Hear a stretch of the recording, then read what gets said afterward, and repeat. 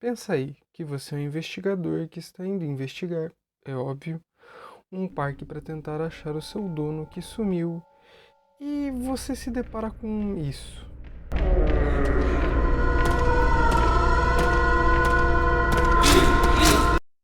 E é aquilo, né? Se depois de ver isso aí você não sair correndo a milhão, no mínimo você tá tomando gasolina de avião no lugar de água. Ou você só é nossa protagonista de Crown Country.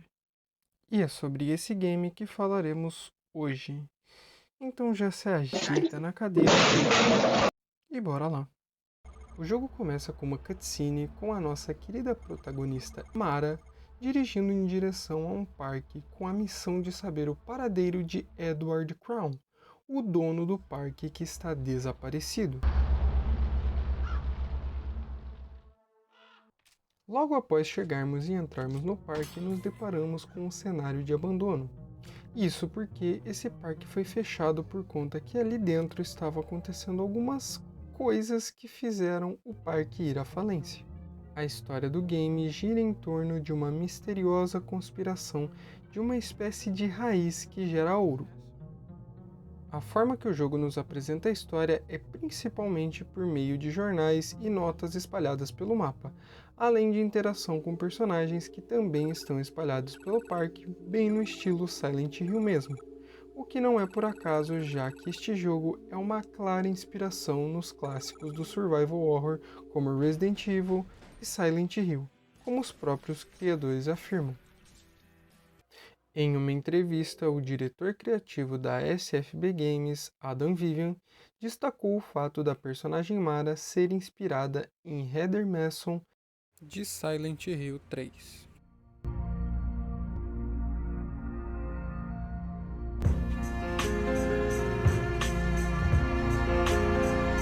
Mas que porra é essa? E que o parque é inspirado principalmente na mansão de Resident Evil 1 e na delegacia de polícia de Resident Evil 2. O que, sinceramente, eu não vou poder afirmar o quão semelhante eles são, porque eu, infelizmente, nunca joguei esses jogos. É como o Mago já dizia. Essa é a diferença de um fã para um fanboy, certo? Perdão, Mago dos Games. Eu falei. Bom, e sobre a gameplay em si do jogo, ela é bem parecida com os clássicos de PS1, porém de uma forma mais otimizada. O sistema de mira e câmera são bem fluidos depois que você acostuma. A única coisa que parece meio estranha é que às vezes parece que o boneco tá tendo um derrame, porque a mira vai mais pro lado do que você tentou mirar. Eu não sei explicar direito. Mas enfim, isso não acontece com tanta frequência, então não é tão relevante assim. A jogabilidade de combate é simples, porém suficiente para a proposta do jogo, tendo um botão para mirar, um para trocar de arma, um para atirar e outro para atacar granadas. Outra coisa que dá para fazer é que dá para correr no jogo. E isso é uma coisa boa, já que você não é obrigado a matar os inimigos, você pode simplesmente ignorá-los. Mas é claro, isso no começo do jogo, porque quanto mais você progride no jogo, mais armadilhas espalhadas pelo mapa tem.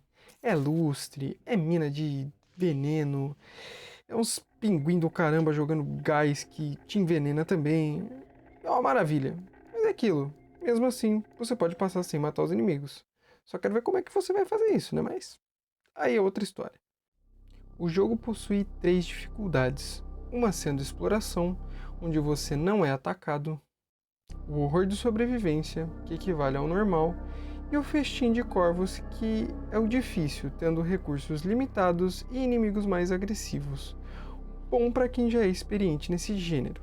Dito isso, se você é bagrão que nem eu nesse tipo de jogo, vai no normal que não tem erro. Você vai ter um desafio, mas nada muito difícil.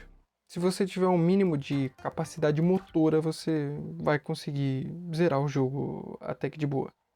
Bom, e falando um pouco sobre o mapa, ele é até que grande, possuindo 4 áreas principais, fora a entrada do parque, que são Colina Assombrada, uma área que é mais voltada para o terror clássico, com locais como a cripta, a mansão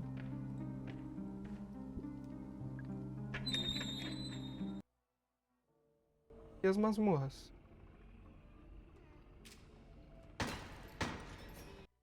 A cidade do Conto de Fadas, que possui elementos como exposições temáticas, teatro, Lagoa de Fadas, tendo uma temática inspirada em histórias infantis. O Reino Oceânico, área com tema aquático com tanques, cavernas e estruturas submersas.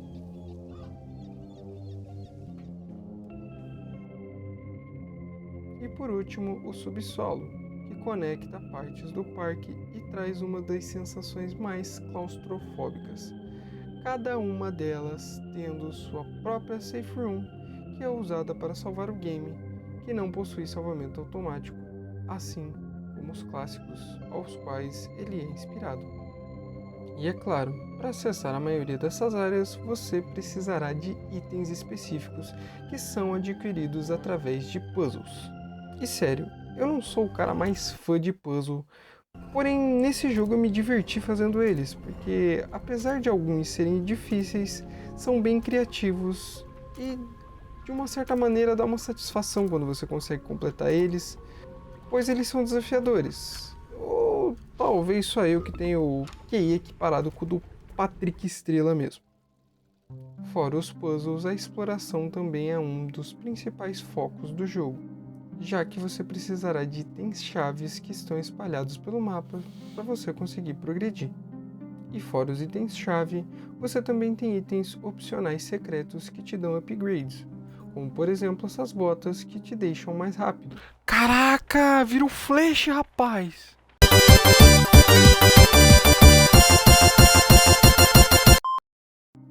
E bom, o que falar sobre a atmosfera do jogo? Ela é simplesmente surreal de boa. A mescla dos cenários com os inimigos, um mais bizarro do que o outro, dá todo um clima aterrorizante no game. E isso, somado a essa pegada retrô que ele tem, só dá um toque mais aterrorizante ainda. E o fato de cada área ter sua própria trilha sonora deixa a experiência ainda mais única em cada lugar diferente que você entra. Por exemplo, a entrada do parque tem uma música tema de parque meio distorcida.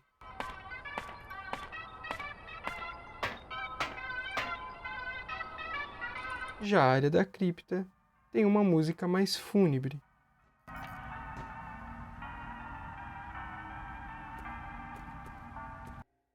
E a do subsolo, então, é o famoso speedrun de surdez. Bens a Deus, olha essa barulheira aí.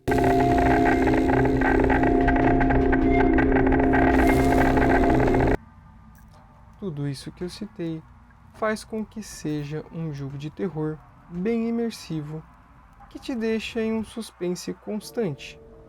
Eu mesmo só não me assustei porque já sou um adulto crescido e, sinceramente, né, não me assusto mais com joguinho, não. Ah tá, agora funciona. Ai, meu Deus. Bom, e juntando todos os aspectos que eu citei, não preciso nem falar que Crown Country vale muito a pena de ser jogado. E principalmente se você é fã de jogos como os RE clássicos e Silent Hill, já que o jogo bebe muito dessas fontes, porém tendo seu próprio charme e história alternativa, possuindo finais diferentes dependendo das suas decisões ao longo do jogo. E caso você, assim como eu, nunca tenha jogado os jogos ao qual ele foi inspirado, vale a pena a experiência também, porque garanto que você vai curtir. E falando em curtir, dá um likezinho aí. Senão o cadeirudo vai aparecer na sua casa aí, meu amigo. Vai te enrapar. Muito obrigado por assistir até aqui. Espero que tenha gostado. E falou!